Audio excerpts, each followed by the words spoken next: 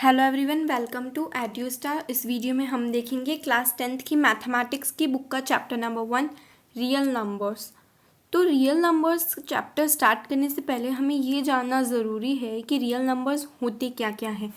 तो देखिए, हमने क्लास 9th में कुछ नंबर्स के बारे में जाना था, natural numbers, whole numbers, integers, rational numbers, irrational numbers. तो एक बार हम फटाफट से क्विकली रिवाइज कर लेते हैं कि ये क्या होते हैं। नेचुरल नंबर्स वो नंबर्स होते हैं जो 1 से लेके इन्फिनिटी तक चलते रहते हैं। होल नंबर्स, अगर हम नेचुरल नंबर्स में ज़ीरो को ऐड कर दें तो हमारे पास होल नंबर्स आ जाते हैं। इंटीजर्स क्या क्या होते हैं? इंटीजर्स सपोज कीजिए, देखिए बीच में यहाँ पे जैसे ज़ीरो लिखा हुआ होता है, राइट हैंड साइड में हमारे पॉजिटिव इंटीजर्स आ जाते हैं प्लस इन्फिनिटी तक, एंड लेफ्ट हैंड साइड में हमारे पास नेगेटिव इंटीजर्स आ जाते हैं माइनस इन्फिनिटी तक। इस तरह से चलता है। और जो ज़ीरो है वो ना ही नेगेटिव इंटीजर होता है ना ही पॉजिटिव इंटीजर होता है। Then we have rational numbers. Rational numbers ऐसे नंबर्स होते हैं जिन्हें हम पी बाई क्यू की फॉर्म में लिख सकते हैं, लेकिन हमारे पास एक कंडीशन दी हुई है that Q should not be equal to zero. P by Q की फॉर्म में जैसे हमारे पास मान लीजिए अपॉन है, और अपॉन के ऊपर हमने एक नंबर लिखा है, अपॉन के नीचे हमने एक नंबर लिखा है। नीचे वाला जो नंबर है वो कभी भी ज़ीरो नहीं होता है, यानी कि जो डिवाइज़र है जिससे हम डिवाइड कर रहे हैं वो कभी भी ज़ीरो नहीं होता है। Then we have irrational numbers. ऐसे नंबर्स जैसे कि अभी हमने पढ़ ली कि कौन कौन से टाइप्स के नंबर होते हैं। अब हमारे पास बच गए पाई, रूट और non terminating non repeating numbers, उनको भी हम इर्रेशनल नंबर्स में काउंट करते हैं। तो अभी तक हमने ये जितने भी नंबर्स पढ़े थे ना, integers, whole numbers, natural numbers, ये सब रैशनल नंबर्स ही होते हैं, क्योंकि हम कहीं ना कहीं इन्हें पी बाई क्यू की फॉर्म में लिख सकते हैं। अगर मैं इनके नीचे 1 लगा दूं तो अपॉन के नीचे 1 लगा दूं तो वो क्या हो जाएंगे? रैशनल नंबर्स हो जाएंगे। और तो जो रैशनल नंबर्स है और इर्रेशनल नंबर्स है वो दोनों साथ में मिलके रियल नंबर्स बनाते हैं। तो हमें इतना तो पता चल गया कि रियल नंबर्स होते क्या हैं। Now let's talk about the first topic which is Euclid's division lemma and algorithm. तो यूक्लिड्स डिवीजन लेमा में सिर्फ इतना बताया गया है कि a is equal to B Q plus R, where zero is smaller than remainder or equal to remainder and remainder is smaller than the divisor. A stands for the dividend, B stands for the divisor, Q for quotient and R denotes remainder. तो इन्होंने क्या बताया कि जो dividend is equal to divisor into quotient plus remainder. अब उन्होंने एक चीज़ और बताई कि जो रिमाइंडर होता है, रिमाइंडर वो हमेशा ज़ीरो से बड़ा होगा। मतलब या तो वो ज़ीरो के इक्वल हो सकता है या ज़ीरो से बड़ा हो सकता है, ज़ीरो से छोटा नहीं होना चाहिए। बोले तो नेगेटिव इंटीजर नहीं होना चाहिए रिमाइंडर कभी भी। और जो डिवाइज़र होता है वो हमेशा रिमाइंडर से बड़ा होता है, यानी जो रिमाइंडर, जो भी हमारा आंसर आ रहा है, रिमाइंडर बच रहा है, वो हमेशा डिवाइज़र से छोटा होना चाहिए। वो डिवाइज़र के इक्वल भी नहीं हो सकता और डिवाइज़र से बड़ा भी नहीं हो सकता, हमेशा डिवाइज़र से छोटा ही होना चाहिए। ये यूक्लिड्स डिवीजन लेमा में बताया गया है।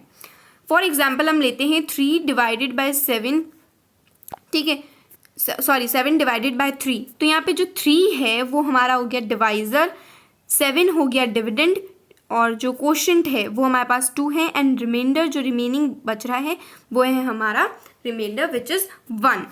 तो according to the above formula में हमने क्या लिखा था? a is equal to B Q plus R. यहाँ पे a क्या है? 7 है, यहाँ पे हमने 7 लिख दिया। b क्या है? 3 है तो हमने 3 लिख दिया। q क्या है? 2 है तो हमने यहाँ पे 2 लिख दिया। एंड r क्या है? 1 है तो हमने यहाँ पे 1 लिख दिया। 7 is equal to 3 into 2 plus 1। अब अगर हम इसे सिंप्लीफाई करेंगे तो हमारे पास 7 ही आएगा।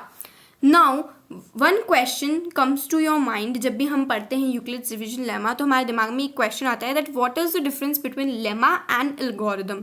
तो लेमा एक प्रूवन स्टेटमेंट होता है जिसे हम दूसरे स्टेटमेंट को प्रूव करने के लिए यूज़ करते हैं। फॉर एग्जाम्पल जैसे कि यहाँ पे एक क्वेश्चन दिया हुआ है आपको, यहाँ पे हमें एक सेंटेंस को प्रूव करना है, एक स्टेटमेंट को प्रूव करना है, तो इसमें हम यूक्लिड्स डिवीजन लेमा का यूज़ करेंगे। और एल्गोरिदम जो होता है वो स्टेप वाइज प्रोसीजर होता है, first point, second point, third point, हम उसे फॉलो करते हैं क्या निकालने के लिए, HCF निकालने के लिए। फॉर एग्जाम्पल आपको चाय बनानी है तो आप पर्टिकुलर स्टेप्स को फॉलो करोगे। सबसे पहले आप पानी को बॉईल करोगे, फिर उसमें आप चाय की पत्ती डालोगे, then you will add sugar, then you will add milk. तो ये पर्टिकुलर स्टेप्स को फॉलो करते हो तब आपकी चाय बन के रेडी होती है। वैसे ही आपको कुछ पर्टिकुलर स्टेप्स को फॉलो करना पड़ता है तब हमारे पास HCF निकल के आता है। तो उस प्रोसेस को, उस पूरे प्रोसीजर को हम एल्गोरिदम बोलते हैं। Now let's discuss one question from Euclid's division lemma, which is prove that every positive even integer is of the form 2q and every positive odd integer is of the form 2q plus 1 where q is some integer। तो यहाँ पे ये simply question में बताया जा रहा है कि आपको क्या प्रूव करना है कि कोई भी पॉजिटिव इवन इंटीजर होगा, इवन नंबर कोई भी होगा तो वो 2q की फॉर्म में होगा, और अगर कोई ऑड नंबर होगा तो वो 2q plus 1 की फॉर्म में होगा। तो ये हमें प्रूव करना है।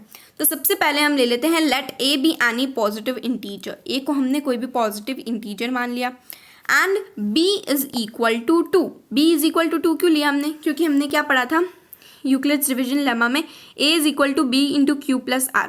तो यहाँ पे जो q है उसके पास में मल्टीप्लाई में क्या है 2 है, तो मतलब डिवाइजर हमारा क्या हो गया 2 हो गया। ठीक है, अब इसमें क्या करेंगे हम यूक्लिड्स डिवीजन लेमा का यूज़ करेंगे। सबसे पहले हमने लिया a is equal to 2q plus R, B Q plus R था तो b की वैल्यू हमने रख दी यहाँ पे 2, a is equal to 2q plus R हो गया।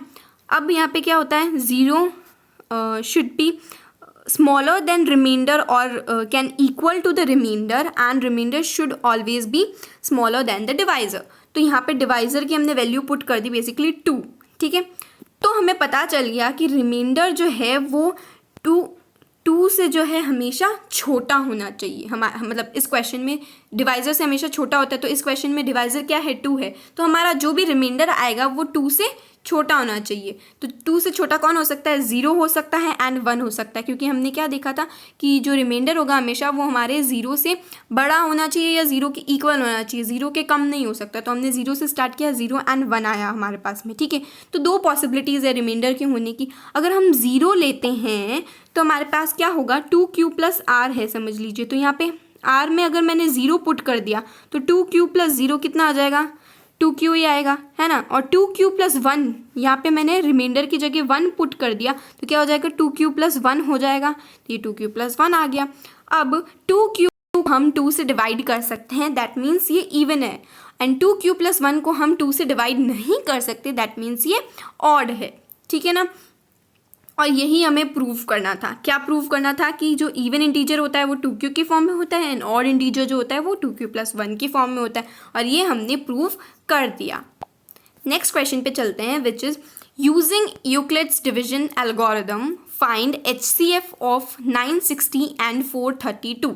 तो यहाँ पे हमें 960 और 432 के जो है HCF निकालना है। तो इसमें एक रूल होता है कि जो भी छोटा नंबर होता है उसे हम हमेशा डिवाइज़र मान लेते हैं, एंड जो बड़ा नंबर होता है हम उसे डिविडेंड मान लेते हैं। तो हमने यहाँ पे डिवाइज़र को बाहर लिख दिया, डिविडेंड को अंदर लिख दिया, हमें पता ही है ऐसे ही करते हैं। 432 को अगर हम 2 टाइम्स मल्टीप्लाई करेंगे तो हमारे पास में आएगा 864, दोनों को माइनस किया हमारे पास बचा 96। अब ये जो 96 ये जो रिमाइंडर है वो हमारा बन जाएगा डिवाइज़र, एंड जो हमारा डिवाइज़र था 432 वो अब बन जाएगा डिविडेंड। तो हमने 96 को 432 से डिवाइड किया तो 4 टाइम्स गया, 4 टाइम्स हमारे पास क्या आया 384 आया, दोनों को माइनस किया 48 बचा। अब सिमिलरली हमने यहाँ पे फिर से 96 जो डिवाइज़र था उसे डिविडेंड बना लेता है, और जो रिमाइंडर था 48 उसे हमने क्या बना लेना है डिवाइज़र। ठीक है, तो 48 को 96 से डिवाइड किया 2 टाइम्स 48 टाइम्स, तो हमारा रिमाइंडर 0 आ गया, 0 आ गया रिमाइंडर, मतलब जो हमारा HCF है वो क्या है 48 है। अब हम एग्जाम में से कैसे रिप्रेजेंट करेंगे स्टेप वाइज मैनर में, इस तरीके से हमने क्या देखा था a is equal to B Q plus R. तो फर्स्ट में हमारे पास में a क्या था डिविडेंड क्या था 960, यहाँ पे 960 लिख दिया। फिर डिवाइज़र क्या था 432, तो 432 लिख दिया। क्वोशिएंट था 2, तो यहाँ पे 2 से मल्टीप्लाई कर दिया। एंड रिमाइंडर था 96, तो यहाँ पे 96 लिख दिया। अब यहाँ पे जो रिमाइंडर था वो 0 के इक्वल नहीं था, तो हमने यहाँ पे क्या लिख दिया, इज़ नॉट इक्वल टू 0। ये क्यू नहीं होगा, आर होगा। I am so sorry about it. यहाँ पे सब जगह करेक्शन कर लेना आप। एनीवेज 432 से सिमिलरली हम ये वाला भी करेंगे, ये वाला भी करेंगे, तो स्टेप वाइज मैनर में हम इसे लिख सकते हैं। तो हमारा HCF क्या आया, 48 आया। So that's all for today. हम नेक्स्ट वीडियो में देखेंगे फंडामेंटल थ्योरम ऑफ अरिथमेटिक। अगर आपको आज की वीडियो पसंद आई हो then don't forget to hit the like button and share it with your friends as well. हमारे चैनल को सब्सक्राइब कीजिए एंड बेल आइकन को प्रेस कीजिए। Will meet in another video. Thank you so much.